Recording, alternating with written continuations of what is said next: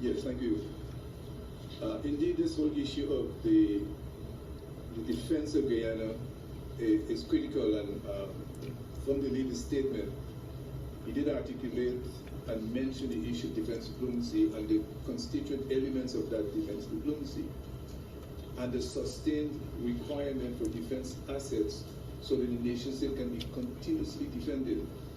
So the Guyana Defense Force is designed and organized to deal with Venezuela in a particular context. It is underpinned more particularly by that defense diplomacy aspect, which deals with going out to the foreign capitals, identifying our allies, getting strong statements by nation states on behalf of Guyana. That is what softens the Venezuela's position on the issue and allows the Guyana Defense Force to do what it is required to do in that particular instance. Identifying the enemy, delaying the enemy, while international forces comes to Guyana aid via conversation, via demarche, and in the past we've never had troops. But those strong statements allow an aggressor to cause for pause. And I think that is what is missing here. We're seeing a measure out there that doesn't appear to be one that is consistent with good international effort. I saw, for example, the Venezuelan ambassador visiting the National Security Advisor in Guyana. And that's hard for me to conceive what the National Security Advisor could be discussing with the Venezuelan ambassador.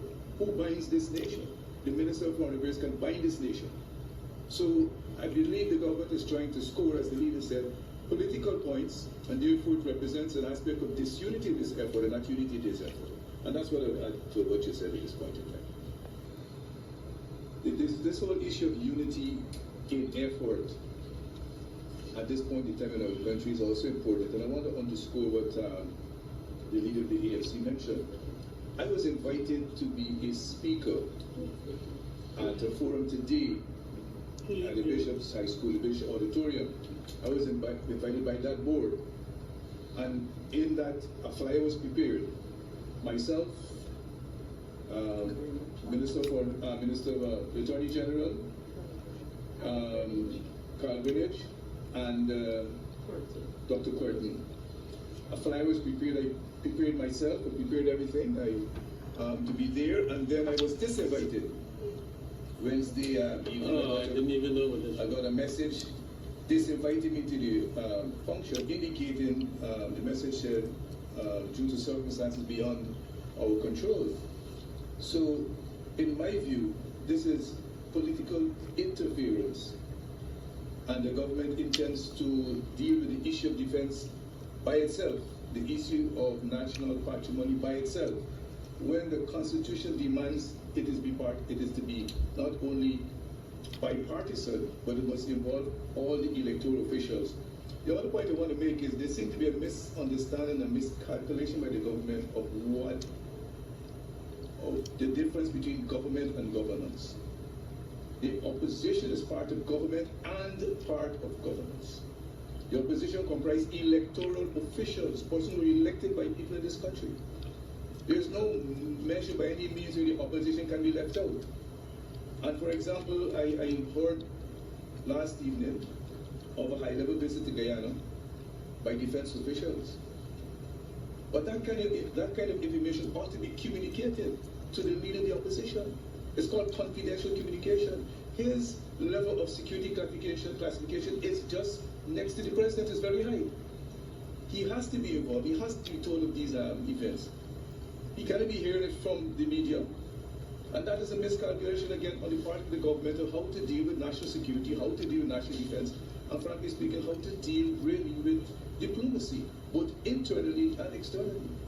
So I hope that it is clear, there's a clear understanding that there's a lot of interference in preventing the human resources that is available in this country to come to bear and bring this whole situation of the Guyana and Venezuela controversy to an amicable end with the involvement of all Guyanese. Let me put it that way. Thanks.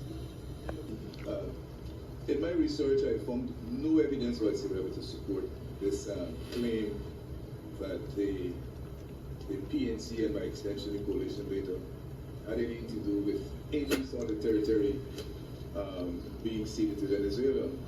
what is important to understand is the context and the rules that is being perpetrated on this nation.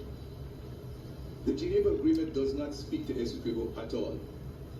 Neither does the Geneva Agreement speak to the borders between Guyana and Venezuela, because those things have been settled. The Geneva Agreement referred to this matter as a controversy because something arose from a posthumous letter, and that led to this issue.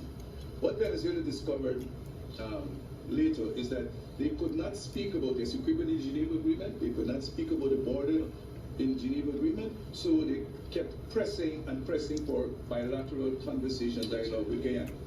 And in those bilateral conversations, it was the Venezuelans who kept raising different issues, one of which is whether they could have had an opening to the Atlantic Ocean. That was never raised by any PNC government, and it was rebuffed and rebuked every single time by the then PNC governments. And just to remember, it is the PNC-led government that enshrined in the Constitution the borders and made it almost impossible to change it. So under no circumstance could I even fathom the PNC itself even thinking about such an issue. And as the leader said, Warner himself spoke about the issue. You wouldn't give them an inch because they asked for a yard. So there's actually no evidence. What we do have on the face of the record, and in fact on the video, is one particular gentleman who said we could ease Venezuela into the Atlantic Ocean, and it's hard and impossible for him to step away from that.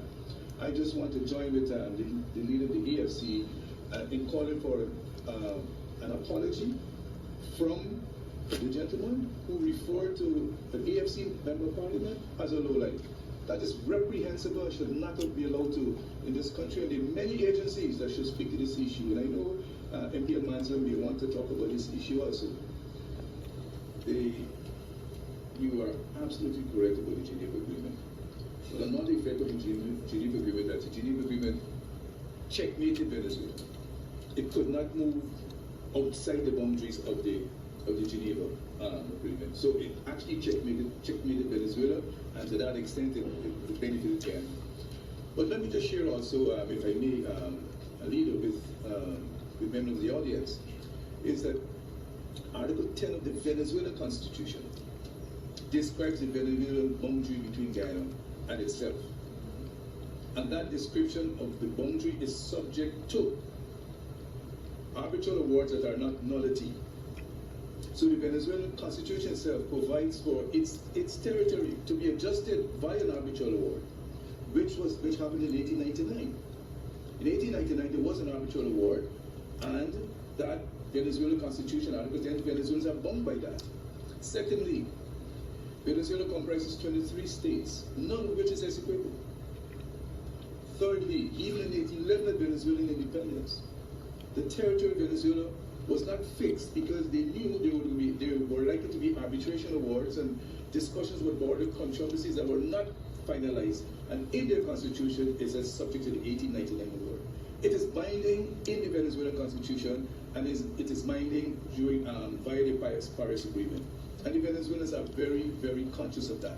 So nothing is left except the ICJ matter now, which is dealing with only the validity of the 1899 arbitral award. So I think Guyanese need to understand also that Venezuela's own constitution provides for 1899 arbitration award, and it only has 23 states.